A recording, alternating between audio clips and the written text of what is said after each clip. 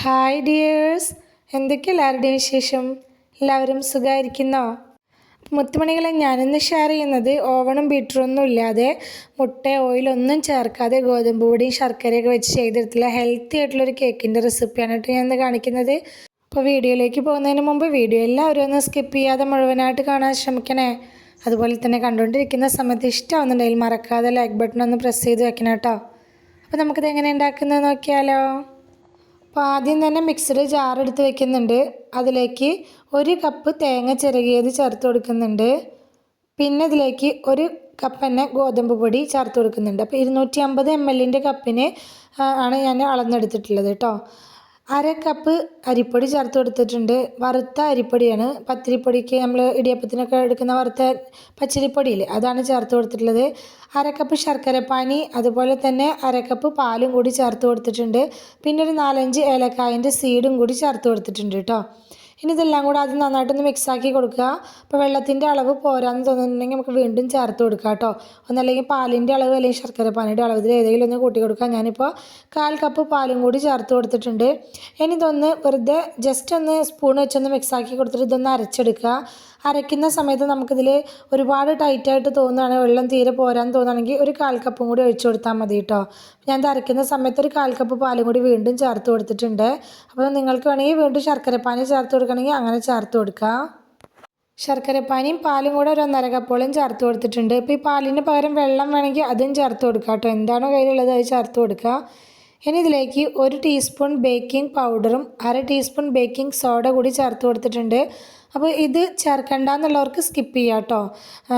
ഇത് ചേർത്ത് കൊടുക്കുന്ന സമയത്ത് ഒരു കേക്കിൻ്റെ ഒരു ടെക്സ്ചറൊക്കെ ആയിട്ട് നമുക്ക് കിട്ടണമെന്നുണ്ടെങ്കിൽ ഇത് ചേർത്ത് കൊടുക്കണം. പിന്നെ ഇതിലേക്ക് ഞാൻ കുറച്ച് നട്ട്സും ടൂട്ടി ഫ്രൂട്ടിയും കൂടി ചേർത്ത് കൊടുക്കുന്നുണ്ട്.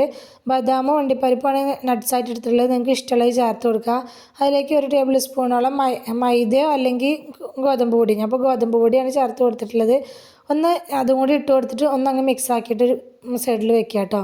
അപ്പോൾ ഈ ബേക്കിംഗ് സോഡയും ബേക്കിംഗ് പൗഡറും ചേർത്ത് കൊടുത്തത് കൂടാതെ ഒരു നുള്ളു ഉപ്പും കൂടി ഞാൻ ചേർത്ത് കൊടുത്തിട്ടുണ്ട്. മധുരപലഹാരങ്ങൾ ഉണ്ടാക്കുന്ന സമയത്ത് ടേസ്റ്റ് ഒന്ന് ബാലൻസ് ചെയ്യാനും വേണ്ടിയിട്ടാണ് കേട്ടോ ഉപ്പ് ചേർത്തിട്ടുള്ളത്. നന്നായിട്ടൊന്ന് മിക്സാക്കി യോജിപ്പിച്ചെടുക്കുക. നന്നായിട്ട് തന്നെ ഒന്ന് മിക്സായി കിട്ടിയെന്ന് തോന്നുന്ന സമയത്ത് നമുക്കിതിലേക്ക് നമ്മൾ എടുത്തു വെച്ചിട്ടുള്ള ആ ടൂട്ടി ഫ്രൂട്ടി നട്ട്സൊക്കെ അല്ലേ, അത് ഇതിലേക്ക് ചേർത്ത് കൊടുക്കുക.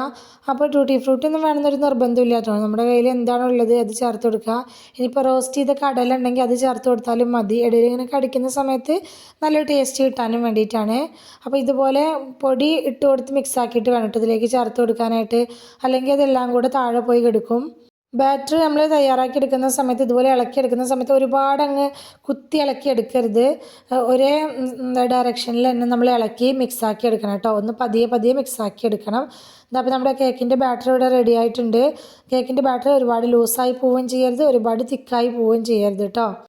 ആവിയിലാണ് വേവിച്ചെടുക്കുന്നത്. ഞാനൊരു കേക്ക് ടിന്നിലാണ് വേവിച്ചെടുക്കാൻ ഉദ്ദേശിക്കുന്നത്. അപ്പോൾ അതിലേക്ക് ഓയിലോ നെയ്യോ എന്തെങ്കിലും ആക്കി കൊടുക്കുക. ഞാനിപ്പോൾ ഒരു മെൽറ്റ് ചെയ്തിട്ടുള്ള നെയ്യാണ് ആക്കി കൊടുത്തിട്ടുണ്ടായിരുന്നത്. അത് എല്ലായിടത്തേക്കും ഒന്ന് ആക്കി കൊടുത്താൽ മതി. ബട്ടർ പേപ്പർ വെച്ച് കൊടുക്കണമെന്നൊന്നുമില്ല കേട്ടോ. അത് ഈസി ആയിട്ട് തന്നെ ഡിമോൾഡ് ചെയ്തെടുക്കാൻ പറ്റും നമുക്ക്. അപ്പോൾ നമ്മൾ തയ്യാറാക്കി വെച്ചിട്ടുള്ള കേക്കിൻ്റെ ബാറ്റർ ഇതിലേക്ക് ഒഴിച്ചു കൊടുക്കുക. ഞാനിപ്പോൾ ഒരു കേക്കിൻ്റെ ടിൻ എടുത്തു എന്നേ ഉള്ളൂ. നിങ്ങളുടെ കയ്യിൽ ഇതിന് സെറ്റ് ചെയ്തെടുക്കാൻ പറ്റിയിട്ടുള്ള സ്റ്റീലിൻ്റെ പാത്രമോ അങ്ങനെ അല്ലെങ്കിൽ കുഞ്ഞു കുഞ്ഞു ബൗളോ അങ്ങനെ എന്ത് വേണമെങ്കിലും ഇതിനായിട്ട് ഉപയോഗിക്കാം കേട്ടോ. അപ്പോൾ നമ്മളിപ്പോൾ ബാറ്റർ മുഴുവനായിട്ട് ഇതിലേക്ക് ഒഴിച്ചു കൊടുത്തിട്ടുണ്ട്. ഇനി നമുക്കിത് ആവി കയറ്റി വേവിക്കുകയാണ് വേണ്ടത്. ഞാനിപ്പോൾ ഒരു ഇഡ്ഡലി ചെമ്പിൽ തട്ട് വെച്ചിട്ട് അതിൻ്റെ മുകളിലാണ് ഇത് വെച്ച് കൊടുക്കുന്നത്. നിങ്ങളുടെ കയ്യിൽ സ്റ്റീമർ അങ്ങനെ എന്താ ഉള്ളത് വെച്ചാൽ, എന്താണോ ആവി കയറ്റിയെടുക്കാൻ സൗകര്യമുള്ള പാത്രം വെച്ചാൽ അത് വെച്ച് കൊടുക്കുക. എന്നിട്ടൊന്ന് മൂടി വെച്ച് കൊടുക്കുക. എന്നിട്ട് ഒരു 10 മിനിറ്റ് നേരം വെയിറ്റ് ചെയ്യുക കേട്ടോ.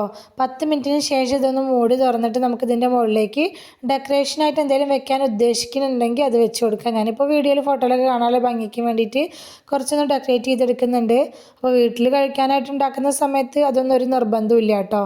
അപ്പോൾ ഞാൻ ആദ്യം കുറച്ച് കാഷ്യൂ വെച്ച് കൊടുക്കുന്നുണ്ട്. അതിപ്പോൾ കാഷ്യൂ വെച്ച് തന്നെ ഡെക്കറേറ്റ് ചെയ്യണമെന്ന് നിർബന്ധമൊന്നുമില്ല കേട്ടോ. നമ്മുടെ കയ്യിൽ എന്താണോ ഉള്ളത് അത് വെച്ച് കൊടുത്തിട്ട് നമുക്കിതൊന്ന് ഡെക്കറേറ്റ് ചെയ്തെടുക്കുക. പിന്നെ ഞാനിതിൻ്റെ മുകളിലേക്ക് കുറച്ച് ടൂട്ടി ഫ്രൂട്ടി കൂടി ഇട്ട് കൊടുത്തിട്ടുണ്ട്.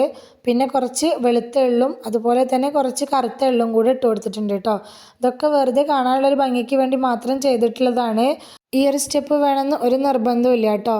പിന്നെ നമ്മളിത് വേവിക്കാനായിട്ട് വെക്കുന്ന സമയത്ത് ആദ്യത്തെ ഒരു 15 മിനിറ്റ് നേരം നമ്മൾ ഹൈ ഫ്ലെയിമിൽ വെച്ച് കൊടുക്കുക. എന്നിട്ട് ബാക്കിയുള്ള സമയം ലോ ഫ്ലെയിമിൽ വെച്ചിട്ട് വേവിച്ചെടുക്കണം കേട്ടോ. ഒരു 45 മിനിറ്റ് മൊത്തം ഇത് എനിക്ക് വെന്ത് കിട്ടാനായിട്ട് എടുത്തിട്ടുണ്ടായിരുന്നു. അപ്പോൾ നമ്മളിത് വേവിക്കാൻ വെക്കുന്ന പാത്രം നല്ല വട്ടുള്ള പാത്രമാണെങ്കിൽ, പരന്ന ടൈപ്പ് പാത്രമാണെങ്കിൽ നമുക്ക് പെട്ടെന്ന് തന്നെ വെന്ത് കിട്ടും കേട്ടോ. ഹൈറ്റ് കുറവിൽ പരന്ന പാത്രമാകുമ്പോൾ കുക്കിംഗ് ടൈം കുറഞ്ഞ് കിട്ടും. പിന്നെ ഇത് ഗോതമ്പ് പൊടി ആയതുകൊണ്ട് തന്നെ ഇത് വെന്ത് കിട്ടാനായിട്ട് കുറച്ചൊരു സമയം പിടിക്കും കേട്ടോ. അപ്പോൾ 45 മിനിറ്റ് ആയ ശേഷം ഇതുപോലെ ഒരു ഇറുക്കിൽ വെച്ച് കുത്തി നോക്കിയിട്ടുണ്ടായിരുന്നു. അത് ക്ലിയർ ആയിട്ട് വന്നപ്പോൾ ഞാനിത് അടുപ്പത്തു നിന്ന് എടുത്ത് മാറ്റിയിട്ടുണ്ടായിരുന്നു കേട്ടോ. ഇത് നല്ലപോലെ ഒന്ന് ചൂടാറണം. ചൂടാറിയ ശേഷം നമുക്കിത് കട്ട് ചെയ്ത് എടുക്കുക. അപ്പോൾ മൂടി വെക്കുന്നതിന് പകരം ഇതുപോലെ ഒരു കോട്ടൻ്റെ ടവൽ എന്തെങ്കിലും ഇട്ട് കൊടുത്താൽ മതി കേട്ടോ, ആവി വെള്ളം വീഴാതിരിക്കാനും വേണ്ടിയിട്ട്. അപ്പോൾ നല്ലോണം ചൂടാറിയ ശേഷമാണ് ഞാനിത് എടുത്ത് നോക്കിയിട്ടുള്ളത്. നല്ലോണം ആറിയിട്ടുണ്ട് കേട്ടോ. അതുകൊണ്ട് തന്നെ പെട്ടെന്ന് ഈ പാത്രത്തിൽ നിന്ന് ഇത് ഡീമോൾഡ് ചെയ്തെടുക്കാനും പറ്റും. അപ്പോൾ നമ്മുടെ കേക്കൊക്കെ നല്ല അടിപൊളിയായിട്ട് തന്നെ കിട്ടിയിട്ടുണ്ട് കേട്ടോ. കാണാനും നല്ല മൊഞ്ചായിട്ട് തന്നെ കിട്ടിയിട്ടുണ്ട്. ഇതാണ്ടോ, ഇത് കയ്യിലേക്ക് തന്നെ കൊട്ടി കൊടുക്കുന്ന സമയത്ത് ഈസി ആയിട്ട് തന്നെ അങ്ങനെ പോന്നിട്ടുണ്ടായിരുന്നു കേട്ടോ. അടിഭാഗമൊക്കെ നല്ല പെർഫെക്റ്റ് ആയിട്ട് കണ്ടോ, അടിപൊളിയായിട്ട് തന്നെ നമ്മുടെ കേക്ക് റെഡി ആയിട്ട് കിട്ടിയിട്ടുണ്ട്. അപ്പോൾ നല്ല ഹെൽത്തി ആയിട്ട് തയ്യാറാക്കാനും പറ്റിയിട്ടില്ല. പഞ്ചസാര ഒന്നും ചേർത്തിട്ടില്ല, ശർക്കരപ്പാനിയാണ് ചേർത്തിട്ടുള്ളത്. അപ്പോൾ ഇതിനൊരു മീഡിയം സൈസ് മധുരമുള്ളൂ കേട്ടോ, ഓവർ മധുരമില്ല. അപ്പോൾ ഇതിലേക്ക് മധുരം ചേർത്ത് കൊടുക്കുന്ന സമയത്ത് ശർക്കരപ്പാനിയുടെ അളവ് കൂട്ടി കൊടുക്കുന്നുണ്ടെങ്കിൽ പാലിൻ്റെ അളവ് കുറച്ച് കൊടുക്കണം കേട്ടോ. അങ്ങനെ അഡ്ജസ്റ്റ് ചെയ്യണേ. ഞാനിതപ്പോൾ ഒന്ന് കട്ട് ചെയ്ത് കാണിക്കുന്നുണ്ട്. ഒരു കേക്കിൻ്റെ ഒക്കെ ടെക്സ്ചറിൽ തന്നെ നമുക്കിത് കിട്ടിയിട്ടുണ്ട് കേട്ടോ. അടിപൊളി ടേസ്റ്റാണ് കഴിക്കാനായിട്ട്. അപ്പോൾ മക്കൾക്കൊക്കെ ഇഷ്ടമാവും. ഇതിൽ ഓയിലൊന്നും ചേർത്തിട്ടില്ല, മുട്ട വേണ്ട. വീട്ടിൽ നമ്മുടെ കയ്യിലൊക്കെ എപ്പോഴുള്ള ചേരുവകൾ കൊണ്ട് തയ്യാറാക്കിയിട്ടുള്ള ഒരു നല്ല റെസിപ്പിയാണ് കേട്ടോ. അപ്പോൾ വീഡിയോ ഇഷ്ടമായിട്ടുണ്ടെങ്കിൽ മറക്കാതെ ലൈക്ക് ചെയ്യണേ. നിങ്ങളുടെ അഭിപ്രായങ്ങളൊക്കെ കമൻറ്റായിട്ട് പറയണം. റെസിപ്പി ഇഷ്ടമായിട്ടുണ്ടെങ്കിൽ നിങ്ങളുടെ ഫ്രണ്ട്സിനോ ഫാമിലിക്കോ ഒക്കെ ഒന്ന് ഷെയർ ചെയ്ത് കൊടുക്കുക കൂടി വേണേ. ഇതുവരെ കൂടെ നിന്ന് സപ്പോർട്ട് ചെയ്തിട്ടുള്ള എൻ്റെ എല്ലാ മുത്തുമണികൾക്കും ഒരുപാട് നന്ദി. എന്നാൽ ശരി, സിമ്പിൾ ആൻഡ് ടേസ്റ്റി റെസിപ്പിയുമായി ഞാൻ വീണ്ടും വരാം. ബൈ.